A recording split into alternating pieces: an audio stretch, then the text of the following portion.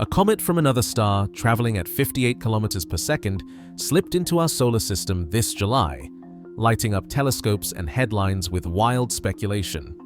But most of what you heard, alien tech, dramatic outbursts, even rumors of a neon green flare, barely matches what scientists actually caught. A nucleus smaller than expected, an ancient age, violent chemistry, and a signal 5 times brighter than models predicted. With its origin confirmed and its story still unfinished, the real knowledge is stranger and more uncertain than the hype. So what has the data truly revealed, and what remains to be solved as 3I/Atlas heads toward its closest approach? On July 1st, 2025, the Atlas survey in Rio Hurtado, Chile, recorded a faint, fast-moving speck against the background stars. That single detection would soon upend the routine of minor planet monitoring teams worldwide. When the team at Atlas submitted their measurements to the Minor Planet Center, the orbital solution that came back was unmistakable. The object's path wasn't just elongated, it was hyperbolic. Even after accounting for every possible gravitational influence in the solar system, the trajectory refused to close. This wasn't a local wanderer, it was an interstellar intruder, bound for a single pass through our neighborhood before vanishing forever. The numbers tell the story. 3I/Atlas is moving at a hyperbolic excess velocity, what astronomers call V-infinity, of 58 kilometers per second relative to the Sun. That's nearly twice the escape speed from the solar system at its current distance. No comet or asteroid born in our solar system can reach that speed on its own. The only way to get a trajectory this open is to start from somewhere else entirely. Confirmation came quickly. Within 24 hours, observatories around the globe were racing to gather more data. Pre-discovery images surfaced from other Atlas telescopes and from Caltech's Zwicky Transient Facility, pushing the first sighting back to June 14th. Each new data point tightened the fit, and the hyperbolic solution only grew more secure. By July 2nd, the Minor Planet Center had issued the formal designation 3I, Third Interstellar Object. But there's more to interstellar status than a single number. Astronomers trace the orbit backward, far beyond the outer planets, to the empty space between the stars. The path lines up with no known solar system source, no planetary family, no ancient collision. This is a visitor from deep time. Based on its velocity and the likely journey through the galaxy, models suggest 3I/Atlas could be anywhere from 3 to 11 billion years old. That means it may have formed before our own solar system finished assembling its planets. What makes this discovery different from the headlines and the hype is the hard evidence. The orbital solution is public. The data from dozens of observatories are archived, and the math is as straightforward as physics gets. This isn't a maybe. The hyperbolic orbit, the high V-infinity, and the lack of any plausible solar system source combine to make the case airtight. This is the third confirmed interstellar object, and the first to be caught early enough for a full-scale scientific campaign. All of this means time is precious. 3I/Atlas is already racing inward, never to return. Every telescope with the ability to track faint, fast-moving targets is now scrambling for a piece of the action. The hunt is on, not just to watch a comet, but to capture a messenger from another star system before it slips away into the dark. Long before the official discovery, 3I/Atlas had already left a faint signature in the sky. Wide-field survey telescopes, designed to catch transients and exoplanet shadows, swept across its path. The Transiting Exoplanet Survey Satellite, TESS, was among them. In May and June of 2025, TESS was collecting full-frame images for its own mission. But those deep exposures also covered the region where 3I/Atlas was quietly drifting in from the outer darkness. When astronomers later combed through the archived data, they found a low, steady rise in brightness over several weeks. There was no sudden outburst, no dramatic flare. Instead, the object brightened at a rate that fit expectations for a comet exposed to increasing sunlight, just enough to catch the attention of those who track such subtle changes. The magnitude hovered around 20, then crept to 19.3 as June ended. That number doesn't sound impressive, but for a cold, distant body at nearly 4.5 astronomical units from the Sun, it suggested real activity. Not a silent rock, but a nucleus already shedding gas and dust long before it would ever show up in official discovery logs. This early activity mattered. If a comet starts brightening far from the Sun, it means its surface is laced with ices that can sublimate at low temperatures: carbon dioxide, carbon monoxide, maybe even more exotic volatiles. These are the ingredients that make a comet unpredictable, volatile, and hard to model. For the teams watching the survey feeds, the slow rise was a wake-up call. This was not a dead relic. It was alive, and it was waking up fast. The test data, along with the pre-discovery records from the ATLAS and Zwicky Transient Facility surveys, set the tone for what came next. The object's light curve, a graph of how its brightness changed over time, showed no obvious periodic flicker, no clear sign of a spinning nucleus. If there was a rotation period, it was buried under the glare of the coma, masked by the dust and gas pouring off the surface. Later, some ground-based photometry would hint at a possible 16-hour rotation, but nothing in the early survey data could pin that down. What the surveys did provide was context. 3I/Atlas was not a faint, inert speck. It was active, volatile-rich, and already building a coma before its presence was even known. The early light curves pushed astronomers to act quickly to secure telescope time for high-resolution imaging and spectroscopy while the comet was still inbound and accessible. Every hour counted. The window for studying an interstellar visitor this early, with this much warning, had never opened before. The race was on to turn that faint, steady rise in brightness into real insight about what makes an interstellar comet tick. On July 21, 2025, the Hubble Space Telescope locked onto 3I/Atlas for a rare, high-stakes imaging session. The comet was already racing through the solar system at nearly 60 kilometers per second, and even Hubble's precision optics had to compensate for that speed. The result was a set of images where the background stars stretched into streaks, each a silent record of just how fast this interstellar visitor was moving across the sky. But it's what Hubble revealed in the heart of the blur that mattered most. At the center of the expanding coma, astronomers found the first hard limits on the nucleus itself. Early guesses, based on the comet's overall brightness, had ranged wildly. Some speculated the nucleus could be as large as 10 kilometers across, rivaling the biggest comets in the solar system. Hubble's data cut that estimate down to size. Careful photometry, subtracting the light from the surrounding dust, narrowed the possible diameter to between 0.44 and 5.6 kilometers. The most likely value, according to the Hubble team, is well under a kilometer, small enough to fit inside Manhattan, but still massive on a human scale. This range isn't just a technical detail. The size of the nucleus determines almost everything about the comet's behavior. A larger nucleus could store more ices, drive more intense outbursts, and survive closer passes to the Sun. A smaller one might fragment or even disintegrate under solar heating. For 3I/Atlas, the new constraint meant that many of the more speculative early theories, giant spacecraft, planetesimal shard, or even a disguised asteroid, no longer fit the evidence. The object is simply too small to be anything but a cometary nucleus, covered in volatile ices and wrapped in a shroud of dust. The Hubble team, led by David Jewitt at UCLA, relied on a technique honed over decades of comet studies. By imaging through multiple filters and comparing the brightness profile of the inner coma to models of dust scattering, they could tease out the faint signal of the nucleus itself. The process is never perfect. At these distances, even Hubble can't truly resolve the nucleus from the surrounding haze. But the combination of high angular resolution and careful modeling gave the best shot yet at pinning down the comet's true size. These new measurements didn't just limit the wildest speculations, they also set the stage for the next phase of investigation.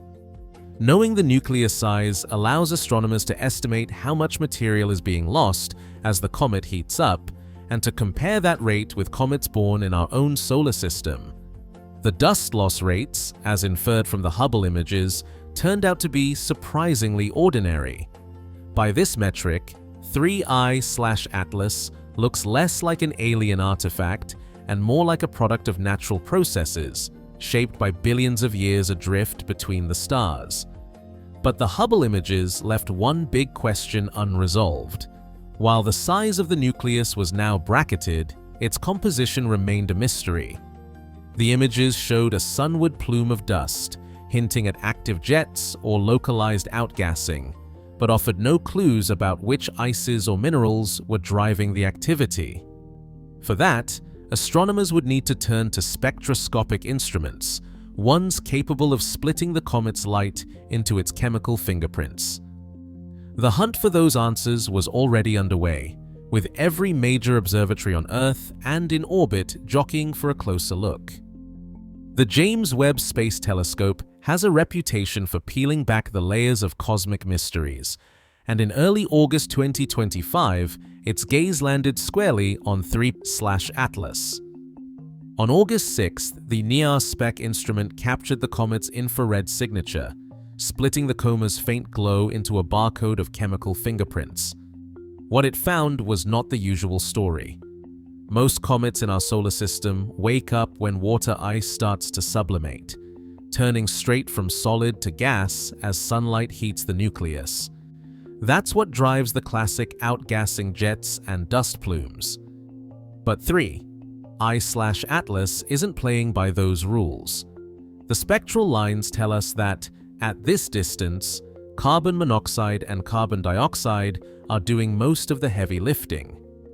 In fact, CO and CO2 dominate the gas output, while water vapor, normally the main driver at these distances, is a minor player. This is a rare chemical profile.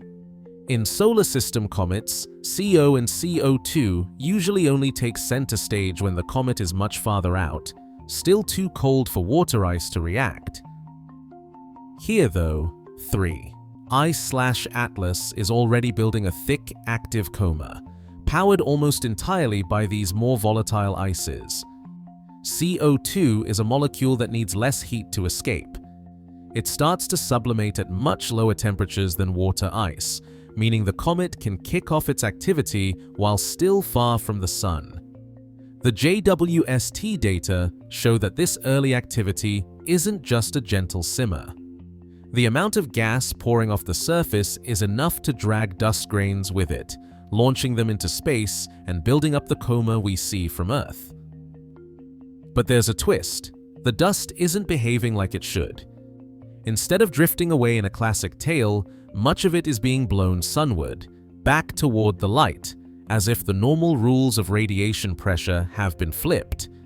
That's not just an oddity, it's a clue. The sunward dust plume likely means the grains are being launched by sudden bursts of gas, maybe from pockets of CO2-rich ice close to the surface. When these pockets rupture, they act like tiny geysers, blasting dust out with enough force to overcome the push of sunlight. The result is a coma that's not just bright, but oddly structured, with a sunward spike of dust that stands out against the usual cometary haze. This kind of activity hints at a nucleus with a patchwork of volatile ices, buried at different depths and exposed by cracks or fractures. It's a pattern that matches some of the most active comets we've seen, but the chemistry is all wrong for a solar system native. The balance of CO, CO2, and water vapor points to a formation environment much colder than the region where our own comets formed. In other words, 3I/Atlas is carrying a chemical memory of a different star's protoplanetary disk, frozen in place for billions of years, now thawing for the first and only time as it races past our sun. JWST's spectroscopic team, led by specialists in cometary chemistry, is still working to untangle the full inventory of molecules in the coma. But even the early results are rewriting the script.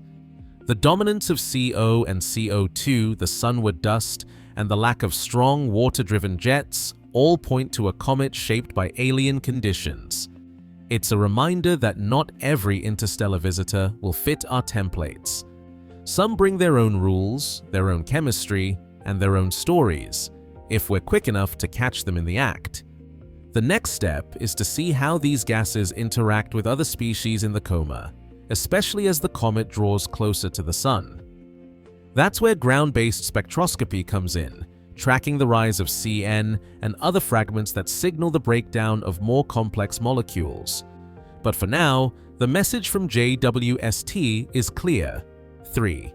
I/Atlas is not just a visitor from another star. It's a messenger carrying the chemical fingerprints of a world we'll never see.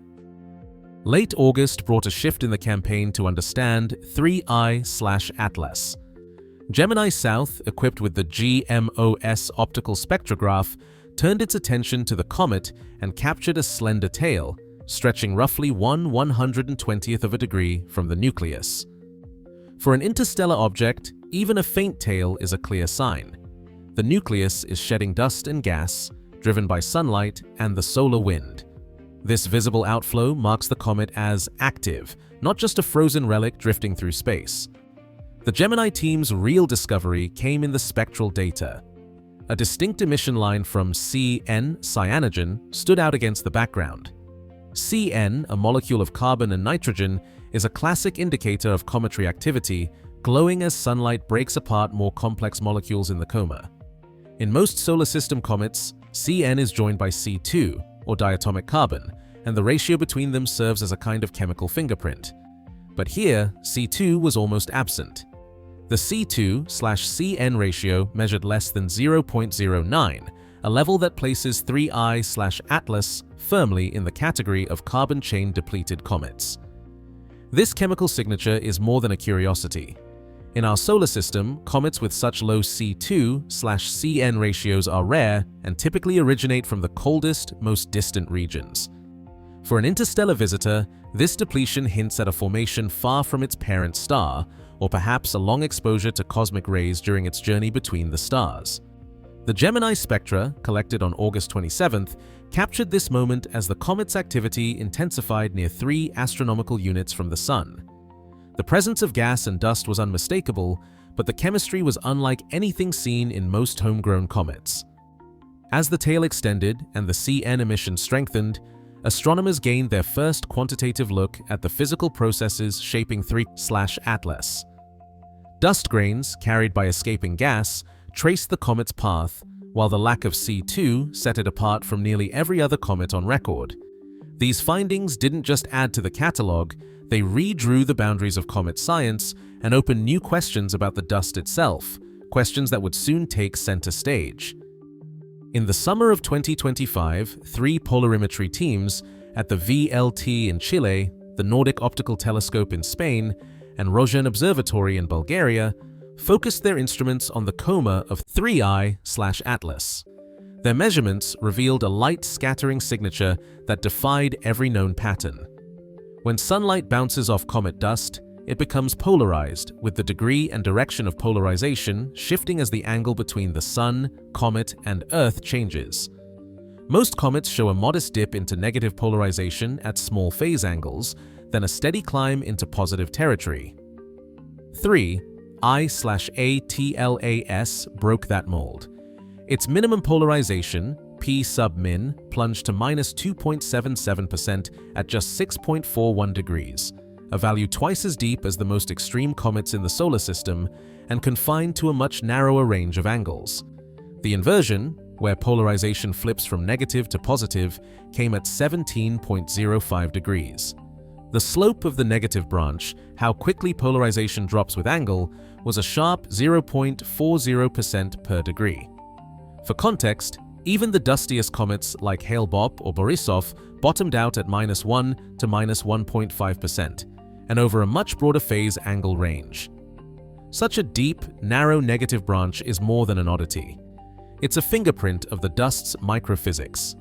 The numbers point to grains that are large, dark, and likely rich in ices or complex organics. The steep slope suggests high porosity, dust that's fluffy, loosely bound, and rare in the inner solar system. The low inversion angle, just over 17 degrees, is more typical of some rare asteroids and trans-Neptunian objects, but even those don't reach this depth. Modeling these curves requires advanced light scattering simulations with only a narrow set of parameters able to reproduce such extremes. The most plausible scenario: dust aggregates with a mix of ices and dark organics, held together in a fragile, porous structure. Polarimetry maps show little variation across the coma, hinting at a global process shaping the dust. No comet or asteroid has shown a polarization curve like this. Even I/Borisov, the last interstellar visitor, had a much shallower branch. The evidence suggests dust grains shaped by conditions colder and older than anything in the solar system, a new class of dust-scattering object born in the dark between the stars. On September 7th and 8th, as a total lunar eclipse drew eyes skyward, a quieter pursuit played out in backyards and small observatories. Amateur astronomers, equipped with everything from modest DSLR cameras to more advanced setups, focused on a faint object drifting near the moon's shadow, 3I/A/TLAS, the interstellar comet already stirring debate among professionals. Their images, shared in real time across forums and social media, quickly sparked a new controversy. Several observers reported seeing a distinct green hue in the comet's coma, a color that, in cometary tradition, often signals the presence of diatomic carbon fluorescing under sunlight. But this time, the story was complicated. Earlier spectroscopic studies by the Gemini and VLT teams had found 3I/ATLAS to be almost barren of carbon chain molecules. The expected C2 signature, the usual culprit behind a comet's green glow, was missing or vanishingly faint. Yet, online, raw and stacked images from amateurs seemed to show green unmistakably. The question arose, was this a real feature or a trick of the camera? Some suggested the answer lay in the technology itself. Digital sensors, especially under the odd lighting of a lunar eclipse, can exaggerate colors or introduce artifacts. The moon's coppery light, atmospheric scattering, and the challenge of imaging a faint object against a bright, changing sky all conspire to distort subtle hues. Without standardized calibration, no reference stars, no controlled settings, these images remain suggestive, not definitive. No professional observatory reported a green emission spike on those nights, and no peer-reviewed photometric analysis has confirmed the amateur claims. This episode captures both the promise and the limits of citizen science. Amateurs extend the reach of discovery, catching fleeting moments that might otherwise slip by. But the absence of rigorous calibration means even the most striking images demand skepticism. The lunar eclipse, while dramatic, created a challenging environment for accurate color measurement. For now, the green hue of 3I/ATLAS remains unverified, a possibility waiting for stricter standards and further observation. The lesson is clear. In astronomy, seeing something new is only the beginning. What matters is proving it, with evidence that stands up to scrutiny, no matter how compelling the first glimpse may be. Avi Loeb's name surfaces often when interstellar objects are in the news, and 3I/Atlas is no exception. Early on, Loeb and a handful of others proposed that the comet's path and possible size could hint at something engineered, maybe even a probe. Their arguments leaned heavily on the first, rough estimates that put the nucleus at up to 10 kilometers across. If true, that would make Atlas unusually massive for its brightness, and, in theory, open the door to exotic explanations. But the story didn't stop with those first numbers. As soon as Hubble's high-resolution images came in, the size estimates dropped sharply. The nucleus is now constrained to somewhere between 0.44 and 5.6 kilometers, with most analyses pointing to the lower end. That's not just a technicality, it's a fundamental change. A smaller nucleus means less surface area, less mass, and less room for strange physics. The dust and gas production rates, once thought to be off the charts, now line up with what's expected from a naturally active comet. The same self-correcting process played out with the comet's velocity and trajectory. Loeb's group pointed to the hyperbolic orbit as a clue, but orbital mechanics shows that any object ejected from another star system will follow the same kind of path. The speed, 58 kilometers per second, relative to the Sun, is fast, but not outside the range for a body flung by a giant planet's gravity. Each new round of data has tightened the fit between observation and natural models. The more precisely astronomers measure Atlas, the more it looks like a product of familiar cosmic processes, rather than a message in a bottle from another civilization. This isn't a story about shutting down wild ideas. It's a case study in how science works when the stakes are high and the data are new. The earliest hypotheses, no matter how extraordinary, are always provisional. As measurements improve, models get updated, and some possibilities fall away. In the end, the weight of evidence decides what remains on the table. 3. I/Atlas reminds us that discovery is often messy, but the best answers come from letting the data lead. 3 confirmed interstellar objects have crossed our solar system in less than a decade, but each has left a radically different impression. The first, 1I/Oumuamua, arrived in 2017. It came in fast, tumbled end over end, and never showed a hint of a coma or tail. No gas, no dust, nothing to mark it as a comet. Instead, it reflected sunlight with a reddish hue and changed speed in ways that defied easy explanation. Theories range from hydrogen icebergs to alien light sails, but the truth is, Oumuamua slipped away before anyone could pin down its nature. It remains a riddle, a dry, elongated sliver that never behaved like any asteroid or comet we've seen. Then came 2I/Borisov in 2019, and the story flipped. Borisov looked and acted like a textbook comet from the moment it was spotted. It grew a bright coma, sprouted a classic dust tail, and released familiar gases as it neared the Sun. Spectra showed water vapor, cyanide, and carbon monoxide, nothing out of the ordinary for a comet, except that its orbit traced back to the void between the stars. Borisov was, in every measurable way, a cousin to the icy wanderers of our own Oort cloud. If you swapped its nameplate, you'd never guess it came from another solar system. Now, 3I/Atlas lands between these extremes. Unlike Oumuamua, Atlas is active with a visible coma and a growing tail. But unlike Borisov, its chemistry doesn't fit the template. The gases escaping from Atlas are dominated by carbon dioxide, not water, and its dust grains scatter light in patterns that no other comet or asteroid has matched. Where Borisov felt familiar, Atlas feels foreign, alien not just in origin, but in every measurable trait. It's a reminder that interstellar object is not a single category. Each visitor is a new data point, a new test of what's possible in the galaxy's debris field. The spectrum now runs from the dry, tumbling mystery of Oumuamua to the textbook activity of Borisov to the volatile, rich, chemically odd Atlas. With only 3 examples, the taxonomy is just beginning. But every new arrival redraws the boundaries of what we expect from the worlds beyond our Sun. October 30th is circled on every astronomer's calendar.